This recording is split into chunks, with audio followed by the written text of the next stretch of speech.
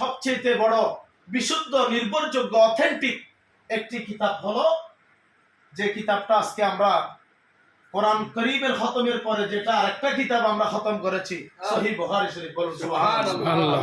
এই বুখারী শরীফের আসল নাম হলো আল জামিউল মুসনাদুস সহিহুল মুখতাসার মিন উমুরি রাসূলিল্লাহি সাল্লাল্লাহু আলাইহি ওয়াসাল্লাম ওয়া সুনানিহি ওয়া আইয়ামিহি। এটি ইমামে বুখারী রাহমাতুল্লাহি আলাইহি 16 বছর কষ্ট করেছেন এই বুখারী শরীফ সংকলন করার জন্য।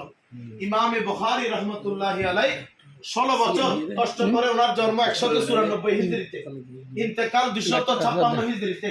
এই ইমামে বুখারী রাহমাতুল্লাহ আলাইহি এই বর্ণাঢ্য জীবনের একটা বড় অনবদ্য অবদান হলো উনি সহিহ বুখারী শরীফ সংকলন করেছেন। সুবহানাল্লাহ সুবহানাল্লাহ।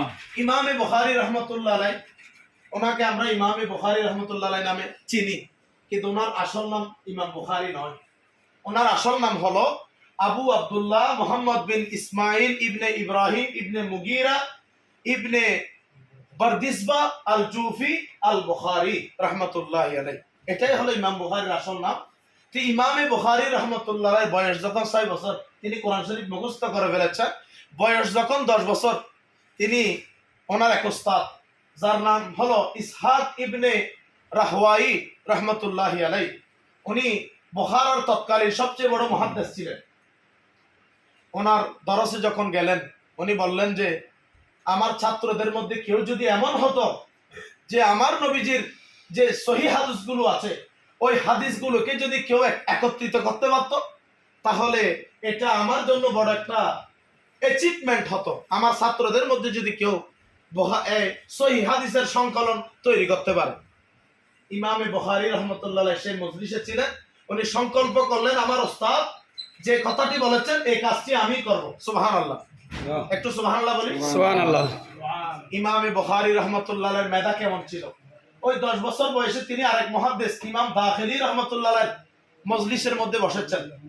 ওনার মজলিসের মধ্যে যখন ছাত্ররা খাতা নিয়ে কলম নিয়ে দোয়া খালি নিয়ে যখন যেতেন, ইমাম বুখারী রাহমাতুল্লাহ আলাইহি চলে গেলেন কোনো কিছু ছাড়া, কলমও নাই খাতাও নাই। ইমাম দাখিলি রাহমাতুল্লাহ আলাইহি বলেছেন, ইমাম বুখারী শুনেছেন, অন্যান্য ছাত্ররাও শুনেছেন, কিন্তু তারা লিখেছেন, ইমাম বুখারী লিখেন নাই। তো ছাত্ররা অন্যান্য ওনার সমসাময়িক যারা ছিলেন বন্ধু বান্ধবরা বলতেছে, আমরা সবাই খাতা কলম নিয়ে আসছি, তুমি গাধা। এভাবে করে ওনাকে তুচ্ছ করে একটা কথা বললো যে তুমি খাতাও আনো নাই কলমও আনো নাই, তুমি এখানে কেন আসছো? ইমাম বুখারী কষ্ট পেয়েছেন, বলে যে আমি খাতা না আনতে পারি, কলম না আনতে পারি, আল্লাহ আমাকে এমন মেধা দিয়েছেন। আমার ওস্তাদ ইমাম দাখিলি রাহমাতুল্লাহ আলাইহি যে হাদিস শরীফটা সনদ সহকারে বলেছেন ওটা আমি এখন মুখস্থ বলেই দিতে পারবো। সুবহানাল্লাহ। উনি বলেই দিলেন, শুধু বলে দিছেন না, খাতা কলম নিয়ে যারা লিখেছেন তাদের লেখার মধ্যে যে ভুলগুলো হলো, ইমাম বুখারী 10 বছর বয়সে লিখেও নাই, খাতাও নাই, কলমও নাই, ওস্তাদ থেকে শুনে উনি অন্যান্য ছাত্রদের ভুলগুলো তিনি সংশোধন করে দিয়েছেন। সুবহানাল্লাহ। সেই ইমামে বুখারী রাহমাতুল্লাহ আলাইহি আল্লাহর ঘরে গেলেন।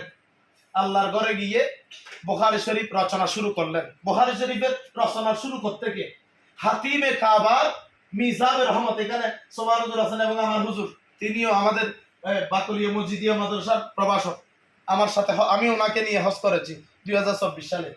তো যাই হোক, বড় ভালো লাগতেছে আজকে ইমাম বুখারীর প্রসঙ্গে এই কথাটা চলে আসলো। বুখারী শরীফ তিনি রচনা শুরু করেছেন কোত্থেকে? রচনা শুরু করেছেন তিনি হাতিমে কাবার মিজাবের রহমত থেকে। সুবহানাল্লাহ। এরপরে তিনি মদিনা শরীফ আসলেন।